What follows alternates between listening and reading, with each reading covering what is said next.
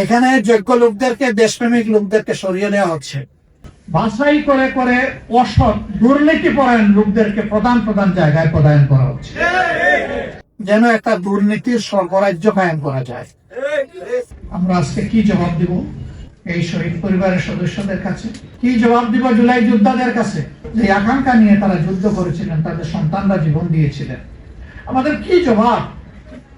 চিঠি লেখে খালি হাতে যুদ্ধ গিয়ে জীবন দেওয়া আনাসের মা বাবার কাছে আমাদের জবাব কি? জাবের ইব্রাহিমের মা বাবার কাছে জবাব কি? রিয়া গ্রুপের মা বাবার কাছে আমাদের জবাব কি? শান্তর মা বাবার কাছে আমাদের জবাব কি? আবু সাইদের সেই নিরীহ পরিবারের সদস্যদের কাছে আমাদের জবাব কি? মুগ্ধর পিতা এখানে আছেন, তার পরিবারের কাছে আমাদের জবাব। আমি ওনার প্রতি বিশেষভাবে কৃতজ্ঞতা আদায় চেষ্টা করেছি, আমি এবং আমার সহকর্মীরা ঘরে ঘরে শহীদ পরিবারে গিয়ে তাদের দোয়া নিতে।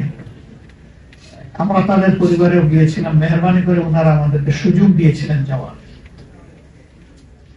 সেই সময়টা আমরা ফিল করেছিলাম যে প্রাথমিক ধাক্কা সামলানোর জন্য আমাদের সামর্থ্য অনুযায়ী সব পরিবারের হাতে আমরা কিছু উপহার তুলে দিতে পারি কিনা।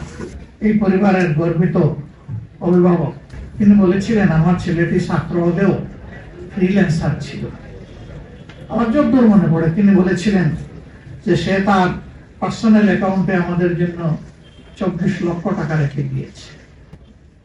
এই টাকা আমাদের ফ্যামিলি চলছে, আপনারা এসেছেন বলেছেন, আমরা খুশি, এটা আমাদের লাগবে না। সবচেয়ে গরিব পরিবার থেকে এটা দিয়ে না। এখানে যারা জীবন দিয়েছে, যাদের সন্তান চলে গিয়েছে, সেদিন তাদের প্রতি আমার রেসপেক্টের মাত্রা অন্য উচ্চতায় চলে গেছে।